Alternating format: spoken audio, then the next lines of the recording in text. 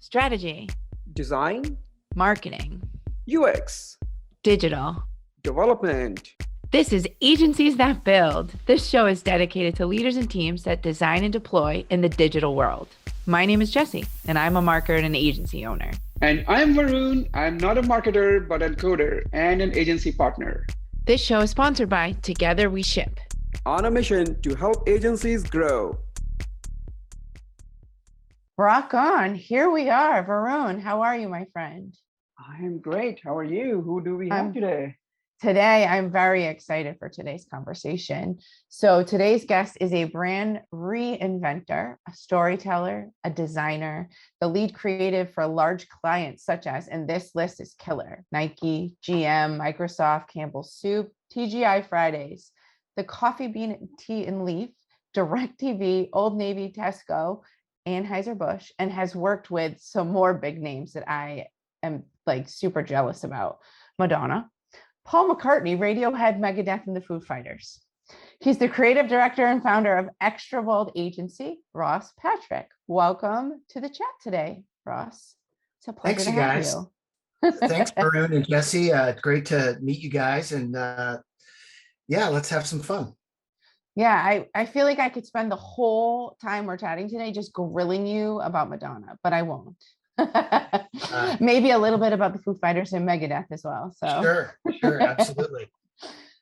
So we like to start off our conversation by having you bust some sort of myth, smashing some sort of bogus strategy misconception that's out there in the market. Tell us what you would like to set the record straight on. Wow, that's pretty deep. You know, I think recently I've kind of figured out that, you know, there's all these sort of so-called experts and people saying that, you know, they kind of are the guru of this or that. And I'd like to bust that myth and just say, you know, that's really not true. The world is moving so quickly that if you're a total expert, you're probably obsolete. You know, you got to keep moving. You can't just stick on one thing and become the pro or the expert of that. And really, I found that's true with a client that we're doing a lot of work on TikTok right now. I won't say the name of the client right now because we're just in the middle of getting them going. But, you know, we've got a big team working on it.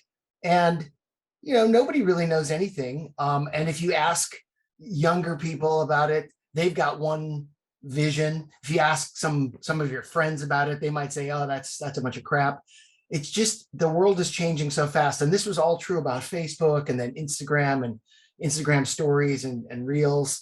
And it was true with short form TV commercials and videos. And I just think that, you know, everything's getting mobilized, everything's bite-sized consumption. And nobody really knows where it's going. It's just, you just got to keep running. You can't ever sit still. Like we're all, you know, I'm making the chicken wing. For those of you listening, I'm like chicken winging my arms. We're all kind of winging it a little bit, would you say? We're fully winging it. In fact, I've been winging it my whole career. So yeah. Things you don't want to say when you're trying to get new clients. I'm just kidding. No, I would say that's I would agree. It makes you wonder, what was that Vine, pre-TikTok, Vine turned into, you remember Vine, that social media platform? Like they were a little bit early to market there, you know, because they died, no pun intended, on the Vine, and TikTok's back with a ferocity. So yeah, I think it's also, you know, just our super short attention spans have gotten shorter. And so you know, here we are. We you know, we don't like to read copy anymore, which is silly because, you know, great copy is still great copy. But we want storytelling, but we want it in a little short form so that we don't miss out on the next story or the next story. And it's you know, I don't know what that's going to create in our next generation, but it does mean that you can gather a lot of information, because not everything is just entertainment or selling. Some stuff's inspirational, some stuff's educational.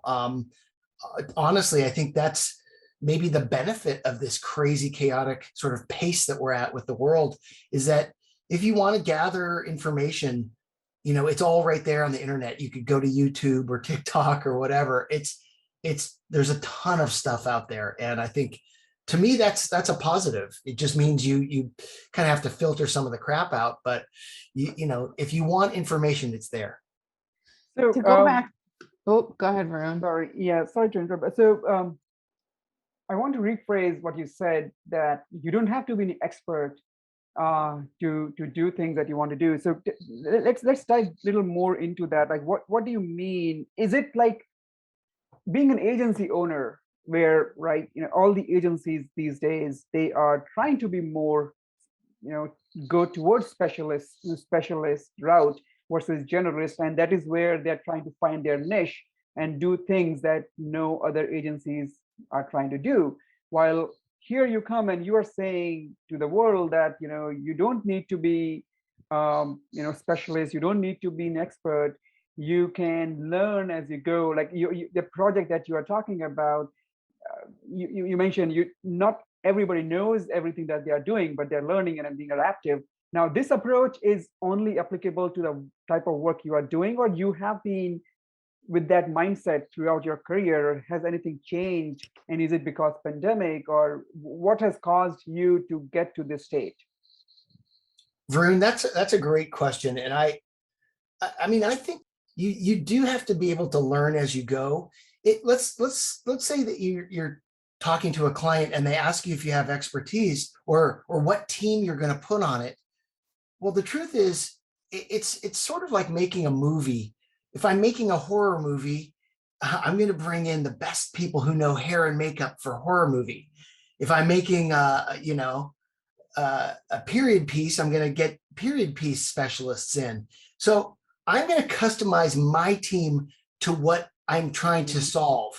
And there might be people who are going to have to do some deep learning to get up to speed.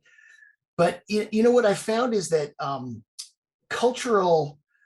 some cultural knowledge is helpful. If we're making references to, we're going to do it sort of like, that really funny Jack Black movie of School of Rock. Yeah, it's like that. Okay, well, if you don't understand that reference, it's going to be tough for you to understand where we're going. So cultural references and knowledge are probably more important than sort of book smarts. I'm guessing that designers and copywriters and whatever they're trained in, they've got some skills. They got through all their core studies and they know what they're doing.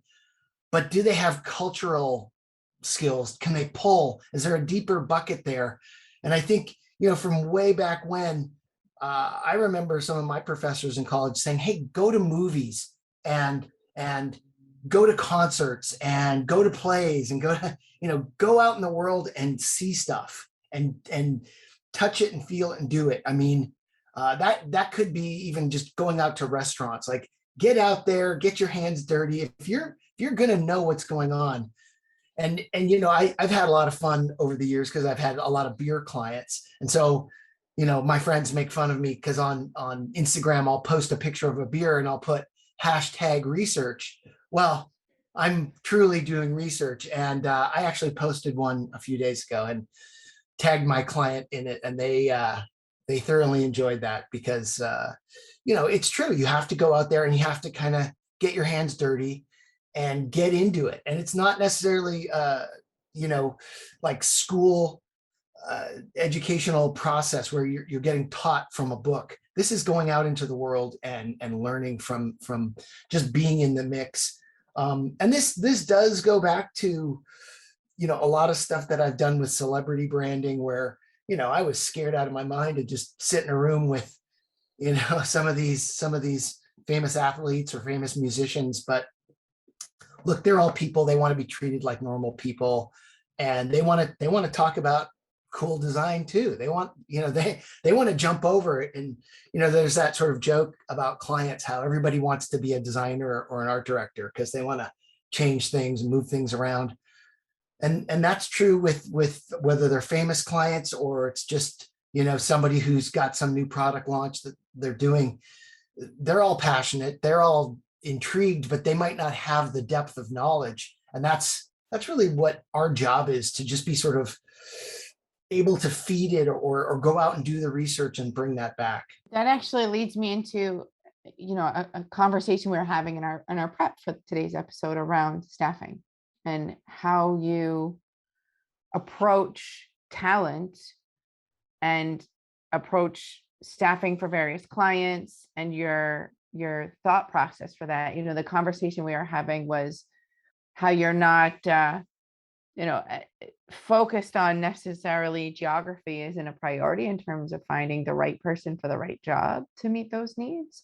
Would love to, you said, and I'm gonna spit it out. You said that working from home with creative teams is a challenge, but also, to your point here a minute ago, sometimes you're finding the right cultural knowledge to be able to do the right thing for the client. What's your thoughts there, your approach there, philosophy, I guess is the right question. I was super wishy-washy. Yeah. Well, Sorry. I think we know that we're going to be growing and having to staff up on projects and get the right people so that we don't, our a lot of our skill set is speed and accuracy, and that sort of cultural accuracy. And I guess a lot of that sort of, whether it's in design, I like to say that we're bringing in what I like to call a wink. And it's a little element to the design that makes people go, you know what, this is really smart or clever or fun or, emotionally inspiring. There's something about this design, and we try and call it the wink or whatever. And then in the ad side, it's sort of more the twist or the joke or that little clever sort of moment where you go, oh, I get it. Like, this brand really gets me. They really, they're human beings. They're down to earth like I am. They're not preaching to me. They're just like my friends. They're funny and weird and cool. And yeah, they get me. And those are the kinds of things that are hard to get when you don't know your team and you're trying to hire in to do that.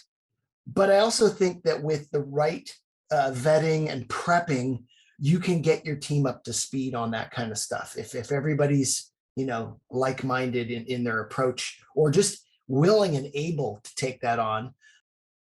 But we're also thinking that there's certain staffing needs that we can fill in that don't necessarily require everybody to be, that sort of tip of the spear, whether it's the copywriter or the designer, or we could even be talking about UI, UX, some of the tricks in web design, or even video editing. There's, there's so many little things that are going on. And all it really takes is saying, hey, can you look at this, maybe a previous example of how another brand has done it? And then that's what's going to inspire us to do it here. And if the team is extended, whether, I work with some offshore teams now, I've got people all over the country. We all kind of get that mind meld going, and we're fine. It takes a little bit of patience, and I think a little bit of belief in the system, trust. I know that I get a lot of crap from my colleagues because I am super trusting and super optimistic, and I will take chances. And they're not always successful. I've had many interns and junior designers that haven't made the cut, but they've watched me try to mentor and bring in people from outside. And even sometimes with senior writers or senior art directors, where we've just chewed them up, and it's not because they're not good and that they're not smart. It's just sometimes it just is really tough. And you just have to be willing to sort of take the failure and not call it a failure. Just say, hey, it's part of our process. We're learning, we're churning through, we're getting to the answer. But it's, I think it's just, you have to be willing to try and trust. And I'm sure you guys know exactly what that's like, because that's the only way this is going to work. Well, absolutely. And I want to ask you more on those lines, like what type of work have you tried to offshore? Because I think offshoring, nearshoring, contracting is a big piece of conversation happening these days in the agency world, where people are, especially after COVID, people are looking to other areas, with these options, because they don't have to be in the same city. So when it comes to offshoring, I would like to pick your brain on what type of work have you tried offshoring? How much have you succeeded, and how much and where did you fail, if you failed at all? Because this is the learning, this is the experience I think people would like to hear and learn from that. Yeah, it's interesting because I don't think our intent was specifically offshoring, but we were working with this past year with teams in Toronto, Canada. We've got teams in Virginia Beach. We've got some offshore in India, which interestingly enough, earlier this year, the entire team got COVID, and they went kind of dark for a while because they were trying to get better. And that was scary. We were in the middle of launching a website, and I was trying to be as understanding as possible, but also the clients, are trying to get their site live, and it was challenging. We've got designers and writers and art directors all over the country. We've got editors and production companies in Utah and Seattle and Portland and just Los Angeles, everywhere. We're just not really trying to worry about that. And we've even had some of our team pick up and move during the pandemic. So some of our creatives left the Bay Area because it was too expensive to live here. And they said, well, if we're going to be all this sort of patchwork freelance network, we'll just go wherever we want to go. And, some of them have moved to Atlanta, to Denver, San Diego. It's wide open. And I think they're all happier now that they can kind of relieve themselves of the anxiety of either commuting or paying high rent or just doing what they thought they had to do to maintain a job. And they're all gainfully employed as freelancers now, which, I'm sure there's some criticism of that as well, because, that there's, a lot of labor laws around benefits and whatnot. And so we're not really sure. We're all winging it to try and get through this. I have a feeling that we'll probably have to figure some of this out as we go, but we've mostly been in like what I'd call survival mode, trying to save the agency and the clients and our careers. So, I don't know that you're really in a great position while you're sort of treading water or winging it. You're just trying to survive and do the best you can. And, also maintaining those relationships in a respectable way so that, you don't lose your talent pool, your resources, whatever they are, vendors. We all need to kind of survive together, or it's not worth it. I don't want to get to the end of 2021 and find out that all my best people or best vendors, whether they're onshore, offshore, or whatever, if they don't make it, I don't make it. So we're all tied together. What would you say, working, I know you've gone through a transition within your organization and taking on this, new company, XtraBold, and working with vendors, outsourced partners, internal teams, talk to us about some of the specific challenges and how you've overcome some of those. I know you've outlined a couple, and we all do it, but I think, our audience, it is a challenge. And it's, how do you keep them happy? How do you keep them engaged? What have you found to be a successful partnership relationship? Any insights you could impart there? Well, that's a hard question. Yeah. I mean, some of our team have been able to get together socially during certain waves of the pandemic where it's been okay to get out and ride bikes or go for a beer or hang out a little bit. So that's been somewhat helpful. And on the other hand, I think it's sort of about blocking out your day and using time management to make sure you get some face time with specific members of the team, not just these like massive Zoom calls where there's like 10 people on the call, but that one-on-one. And I do feel like that's been one of the biggest challenges is getting some of that face time with the team, whether we're talking about a video or a logo design that we're working on. We really do need to have some time. And I'm kind of a sketcher. I like to sort of draw and say, hey, could it be like this, or could we do it this way? And that's been pretty much eliminated. So I'm challenged as to how to make changes on things. And sometimes in the past couple of years, I was spoiled. I had on-site editors and motion graphics people, and I could just walk down the hallway and go see what they're doing and sit with them and go, oh, that's cool.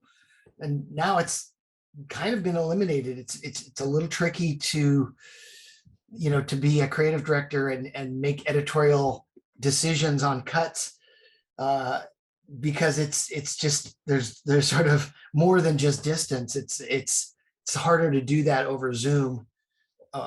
So I think a bunch of things have kind of been thrown to the wind a little bit, and I guess you just have to trust your people, trust your team, and say, hey, look, we're all doing the best that we can do, but we're all in this together. I think that's part of that mentality of why I want all my freelancers and vendors and people to survive, because we've been through this much so far, and we're all kind of vibing together. So let's hang in there. Let's keep it going, because I think that's another big collective piece of this whole pandemic and the work from home, and then this sort of extending our network to offshore, is the attitude of myself and my team. We have to be willing to be flexible and change and do our jobs differently, and just trust that our instincts and our experience and our willingness to take chances and maybe even fail a little bit, that's what's going to get us through this.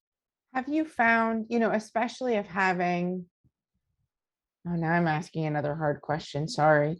But that's the purpose of the conversation, is to have these conversations, I guess, is, when you're working with remote teams in general, regardless of whether they're full-time, part-time, partners, vendors, whomever it is, do you find that I have found that it takes a little bit longer to get things done. I'll be upfront about it.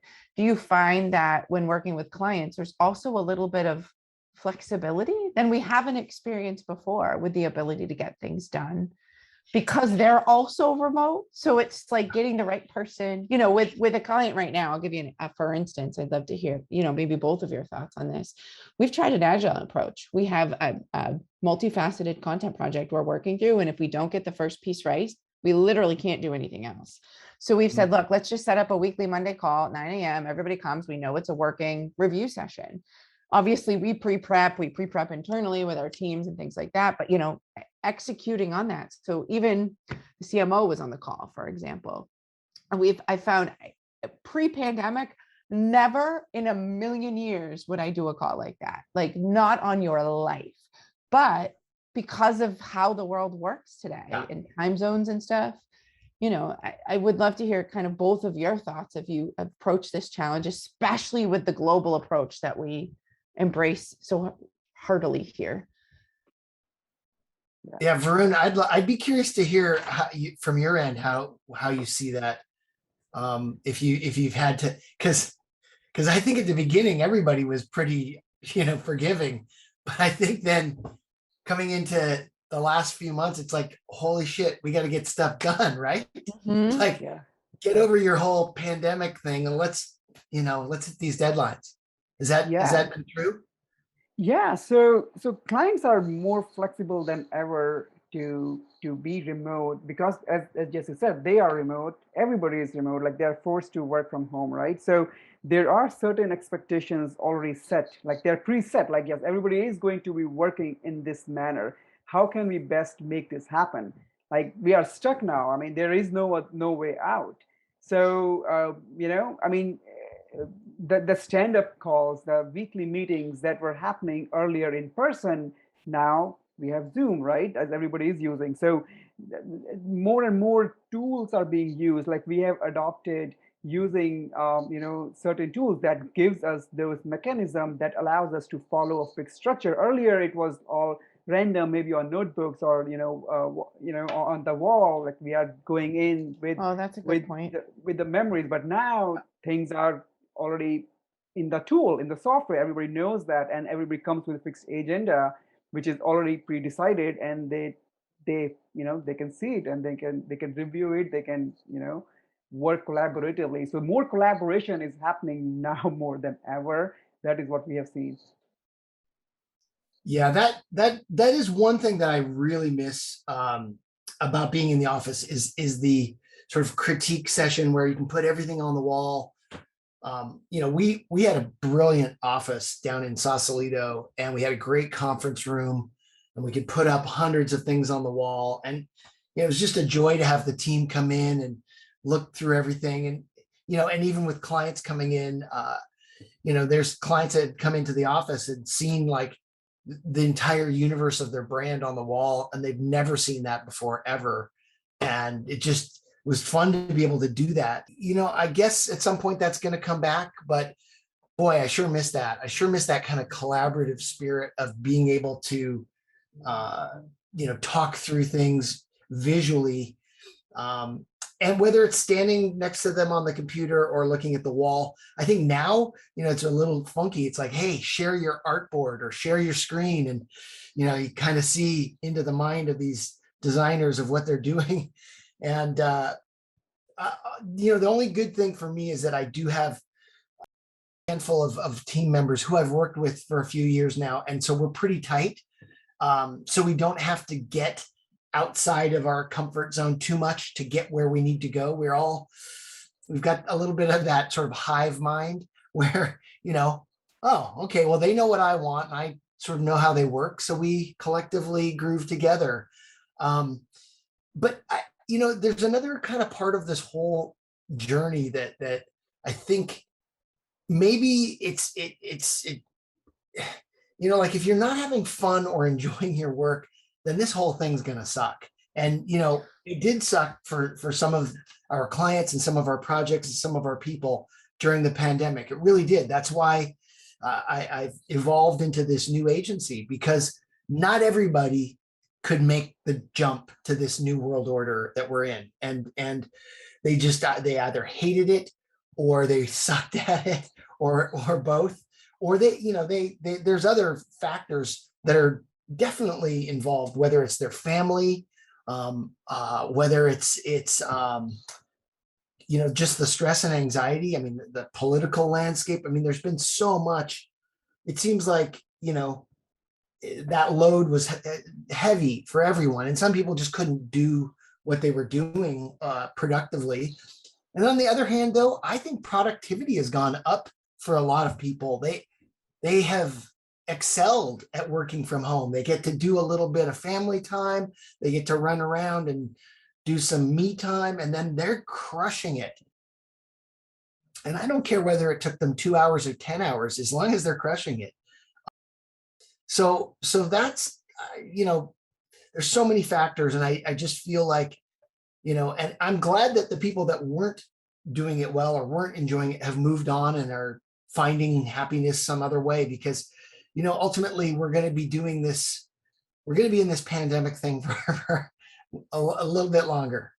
I think we're not through the woods yet. And, if you can't sort of find a way to survive and find a way to move forward, then it's going to be tough. And I feel bad for a lot of people who have been, their jobs have disappeared. My wife's job pretty much disappeared during the pandemic. And a lot of friends and family, the same thing. So it's something that you see it and you just go, holy shit. And for me and my sort of immediate tribe that are doing XtraBold, we all just want to do great work and do what we were doing before, but we realized that, it was sort of like, you have to learn how to just survive in this little weird zone that we're in. So let me ask you then a very pointed question. working remotely, having vendors, remote teams, all of the people that we've previously listed, what's like your number one piece of advice when working, not within your own organization, but bringing in external resources to support you? Like, what's your, and actually, Varun, I'm going to ask you the same question too. Like, how do you, with an outsourced vendor or team, how do you bring them in and ramp them quickly? I'd be curious to hear both of you. If you want a minute, I can tell you what mine is. Yeah, go tell me what yours is, because I think this is the toughest question. So for me, it all comes down to transparency. So the idea, when you bring in an outsource, for me, running the strategy component of a program, I'm bringing in potentially an outsourced writer who may be an expert in a particular field that I have to support with the client. I'd say the transparency and a freaking killer creative brief or overview document or project requirements, depending on the need of your project. Yeah. Write it like you're speaking to your grandmother who doesn't understand what you're trying to do. And do not skip target audience. Whether the target audience is the buyer, whether the target audience is the client or the consumer of it, whether the target audience is whomever the end, goal is. Yeah. That would be my number one piece of advice, regardless, and just have everybody have access to it and review that sucker. People are like, here it is. Okay, let's start talking about the work. No. Make sure you're clear and that the team is you're transparent about who, what, where, when, and how. So that would be my one piece of advice. All right. Who wants to go next? Well, you're just making me laugh because over the last couple of years, I swear every strategy deck has the same consumer. It's the millennial mom. And oh my God, yes. sometimes her name's, Jane or Lisa or whatever. It's like, holy shit, it's the same consumer over and over and over again. And her needs are, they've obviously evolved from 10 years ago, but over the last couple of years, it's very much this sort of central idea of, how to optimize and how to be better and, how to live her life to the fullest. And yeah, it's kind of comedic because when that slide goes up in the deck and our whole team starts laughing and the client goes, why are you guys all laughing? Like, yeah, same target audience. But I do feel like, things are shifting because we went from the millennial mom and, over the last 6 months, it's been like, well, what about these Gen Z? What about this new tribe of consumers and are they a factor? And the answer is yes. So here we go. We're moving on. That slide in the deck's got to change a little bit. Yeah. Well, but think about it. So that's client facing. How do you do it with your resources? So let's say you were going to work, with somebody remotely. What's the thing? How do you get that person up and running? How do you, what's your one piece of advice when you're bringing on an outsource? Let's say you've hired someone to do paid media for your programs or something like that. How do you ramp them quickly? I was going to say paid media is probably, I don't have a statistic, but I know that's the one everybody hires for is a big one. Yeah. Or develop. We have that page, or if not 3 pages in our deck, and it outlines who that target audience is, what that consumer need is, and how we're approaching it. And honestly, I think you bring up a really interesting thing. I mean, the word paid media is like, talk about change, talk about evolution. Yeah, that's a can of worms right there. Yeah, and the technology behind it, the AI or the machine learning and all the things that are going on there, and the fact that connected television is now a real thing, so that it's streaming is not necessarily the same as your internet or your regular television, and we're all trying to wrap our heads around the fact that technology is a really big factor, and so media is really different, and we're in the midst of all that right now. So I think adapting and being flexible and learning on the go, whether it's us or our vendor or our team, is really crucial. Just everybody has to be morphing and evolving at all times. It's really the key to this new world. Yeah. Yeah. For us, transparency has been the key thing. So I've been in this business of offshoring, outsourcing for almost 20 years. We typically do not, well, historically, we have never, reached out to vendors or external resources because we have everybody in-house. So even if we hire people internally, the new person who joins, or more recently when we started working with partners, vendors, one thing that they ask them as soon as they join on day one, you know, do not hide, be transparent, be true to yourself, because that is the biggest problem in the offshore industry in general. Like people find it very hard to say, first of all, to be transparent and to say no. They don't say no, they would say yes to everything. So that has been the problem that I have dealt throughout my life. Whenever we have a project, whenever we have a task, I would ask somebody and ask them, can you do it? First answer without even listening, yes, I can do it. So, well, first understand and don't just jump on it, right? So Right. personally, that has been my challenge, but that is, I think culture specific. But overall, I think transparency is definitely the key advice that you want to have your partners, understand and set the expectations from day one. Because so one thing that I also did was, I created my own user persona. Like I'm telling them, this is me, right? This is what I like. This is my style of working. So I have this whole page that tells them this is what I'm expecting from them, be it a developer, a designer, or anybody, right? So they Wow. know this is what Varun would expect. This is how I should Yeah. work with them. And we are doing this with more and more people, more and more project managers, so that their team under them can hear and can know more about them. So it's work in progress, but I think for me it has helped setting the expectations that way. um, and that has really helped me, with making the connections and making sure that I'm getting what I want. That's interesting because when I've hired many people over the years, I do the same thing. I am the furthest thing from a micromanager on the planet. And I'll tell that to my new hires. I said, look, if you need something, you gotta come get it. I'm not gonna Yeah. chase you. And so it's setting that expectation. It's a smart move to do with outsourced partners as well. I want to go back to something you said a minute ago, and I want to relate it back to something Ross had said earlier, is this agency attitude, never say no. Because while Varun's saying, take a hot second before you say yes, I'd love to hear this never say no from your perspective, Ross. What would you agree, disagree? How's your approach to that? That was probably the previous stance that we had, was the never say no. I think that's, yeah, that agency attitude has always been there. Like we're problem solvers. We'll figure it out. We'll bring in the adequate resources to fill that request.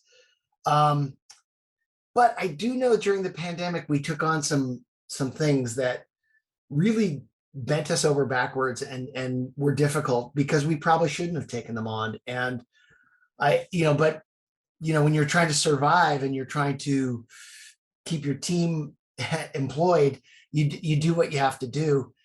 But I do think in this sort of new era, I think it's important to be transparent and say, hey, we don't necessarily have that skill set, but we can bring on a partner and we'll work in tandem with them. So that kind of goes to what Varun's saying too, which is, as long as you're transparent and say, look, that's not our skill set, but we are your agency. We'll bring them on. We'll do a pass through on the rate or whatever. So there's no markup, whatever we have to do, because you're going to need that capacity to fulfill that obligation. So I think that's a great approach. And I feel like, also tapping out and saying, hey, look, we can't do that in that time frame, or we can't do it for that budget, or we just can't do it. That's that's a thing that we really have never ever done. We always try and find a way, even if it breaks us or breaks the system or whatever. We've tried to fulfill every request, and I feel like maybe now we're learning a little bit of pushback, or just maybe it's just that being transparent, saying, hey, look, this is, to do it in that time frame would crush us, and to try and do it at that budget would also crush us.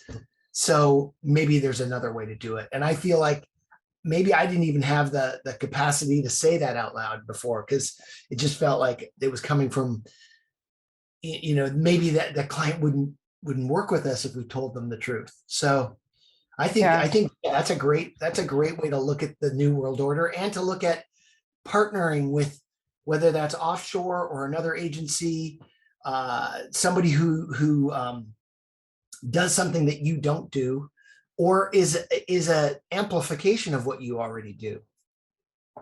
So Totally. Yeah. Or, it hashtag paid media. I think like that, having partners there to deliver on that. It's interesting that you both brought that up. I literally had a conversation this morning with another potential partner. They specialize in one particular technology. We don't. He wanted to know about a lead that I had sent him for this, and vice versa. We specialize in a different tech. He's like, I might have somebody. So it's like, it's being able to say no, but here's the person you should talk to, that creates, that positive engagement. I want to talk a little bit about, and shift gears to your new company, because it's brand new at the time of us taping this, whenever it will actually get published. So, first off, congratulations there. Tell us a little bit about XtraBold, and why the shift? How'd you get into it? Give us the rundown, the executive summary, the elevator pitch. Well, first and foremost, the name comes from a philosophy that we kind of touched on a little bit here, about just, being profound in what you do.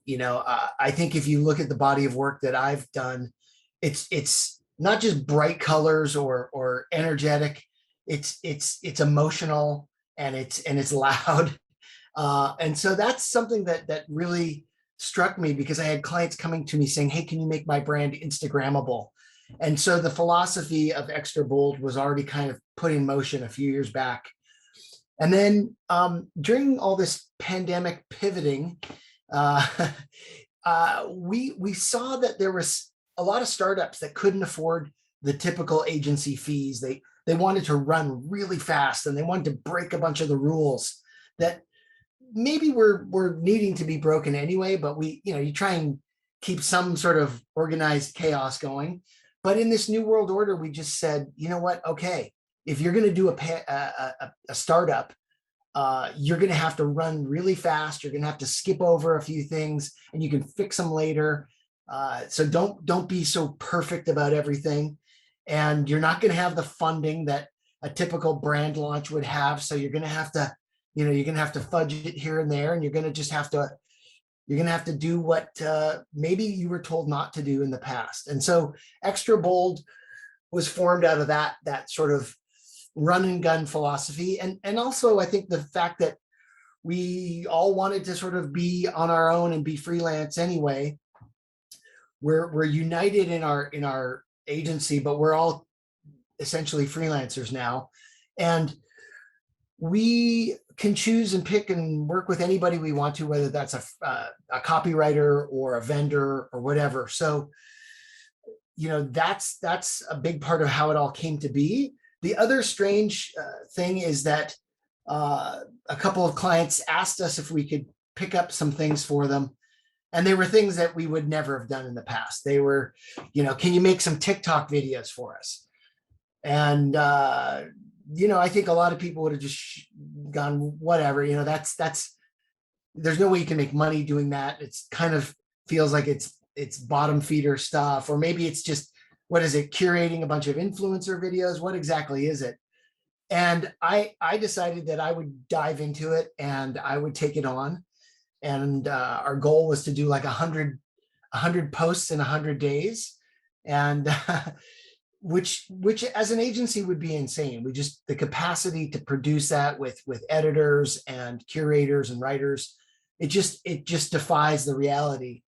But as a smaller operation, and there's multiple people involved in this, but we're all just saying, okay, we're going to do this. We can do it, and we've got a great attitude, and we're going to have fun while we do it. We're going to do some informative. Some of these things are almost like explainer videos. Some of them are testimonials. Some are just fun and goofy and stupid. Some are just inspirational or entertaining. I mean, the gamut is all there, and we're taking it on as learning, but also bringing our client forward, moving forward with our client, and getting filling a need that they had that nobody else could really take on. And so the fact that I was available to take that on and bring together my team for that is really cool. The other thing that we're doing is doing some brand launches for some startups. And that's extremely challenging, but we basically came to the conclusion during the last year and a half that that's something we're really good at. And you got to be super scrappy, and you just can't get too fussy about stuff. You just have to go for it. And we launched a bunch of companies during the pandemic. We created brands. We did naming, strategy, naming, identity, websites, packaging, and advertising for a whole bunch of them. And at the end of it all, we went, wow, we're really good at that. But that's not sort of our core competency. It was just sort of a side venture. And now our side hustle is our front hustle. Well, let me ask you, you say that's something you're really good at, but I'm assuming it's also something you really enjoy. Because I feel like if you're going to start a business and dive in like that way, it needs to be a dual situation there. Well, I mean, I'm getting the best of both worlds. So on one side, I get to do logos and packaging and websites and all of that brand creation. On the other side, we're doing all these videos and fun things with motion graphics and video and influencers. So I'm kind of scratching both those itches, and yeah, it's fun. That's really, I've always sort of done half and half. It sometimes you don't really choose your path, but I was traditionally groomed as a designer and logo, kind of known as a logo guy and a packaging guy. And then just by other sort of things that happened in the world, I ended up doing TV commercials for Old Navy, which I think I did 12 spots in 1 year. So it's not that different from doing TikTok videos, if you think about it. And actually, not really. Old Navy's blurred the line. Their new TikTok videos are running on TV, and you can't tell is that a TV spot or a TikTok, and it's pretty genius. So yeah, I mean, I've just had that over the years. I've done both, and I've always had sort of a love for both sides of it. And for me to be able to launch an agency that really just says that's what we're doing. We've got one hand over here in TikTok and one hand over here in brand creation for startups. It's honestly, it's the best of both worlds. And I know it's early days. We're not really going to be able to say that we're super successful, but we are enjoying the journey. And I think, that's the best that you can do. Just try to survive and have fun, and bring a little bit of that joy to the people who are either looking at those TikTok videos or the people who are engaging with this new brand. Make it fun for them. And I'm pretty positive from what I've seen so far. I just looked at a round of edits on TikTok this morning, and I was looking at some logo stuff also this morning, and I'm super excited about where it's all going. It's exciting. So I think that's the key to sort of having, success in this business, is just having a great optimism for it, but also, like all the things we talked about, being flexible to learn new things, and being transparent with how you're getting it done. And just maybe closing your eyes and jumping. I don't know if that sort of maybe describes my personality, but that's really what it is. It's just, you got to go for it. And I'm lucky enough to have the team that supports me creatively, my family and my friends, but we're all kind of collectively going for it. And I think that's really, that would have been true before the pandemic, but I think the pandemic pulled back, a lot of our support systems and a lot of the padding that was around us to stop us from sort of, injuring ourselves in the process. I mean, we all have probably gotten injured mentally and physically during the pandemic. So I think we're all just trying to pull ourselves up and dust ourselves off and go for it. And I guess, if I had any advice to anybody, it's now's the time. It seems like it's a big opportunity. There's sort of the doors are open, and if you can, jump up and dust yourself off and go for it. I feel like that might be a great place to end our conversation. I don't know if we could say it any better than that. So thank you so much for your insights, and I will say snackable nuggets of wisdom as well. Close your eyes and jumping and collectively going for it. Those are, I think, really embracing a lot of the past couple of years for a lot of people. So where people can find you, let me go through the quick list for those folks listening. So you're on the LinkedIn under your own name, Ross Patrick. You're on the Twitter as Brandman3000, which I think is hysterical. And then your company website, XtraBold.agency, but extra is spelled XtraBold.agency. So thank you so much for chatting with us today, Ross. And yeah, thanks. I mean, it's going to be an interesting rest of the year, and I'm really excited to have had this opportunity to share the journey so far with you guys. I mean, we're really only like a month into this, so hang on. It's there's still a few months left in 2021, and I'm really glad to be able to talk to you guys, and I have a feeling that we're going to have some further conversations about how to work together and solve some of these upcoming problems. It's part of the fun of hosting a podcast, talking to other agency owners. It's the creativity that comes out of these conversations is just so killer. So for those of you listening, that's it. If you learned something today or laughed, please tell someone about the podcast. Thank you so much. Thanks for listening. Find our other episodes on agenciesthatbuild.com. Plus, we're listed anywhere you find your favorite podcast.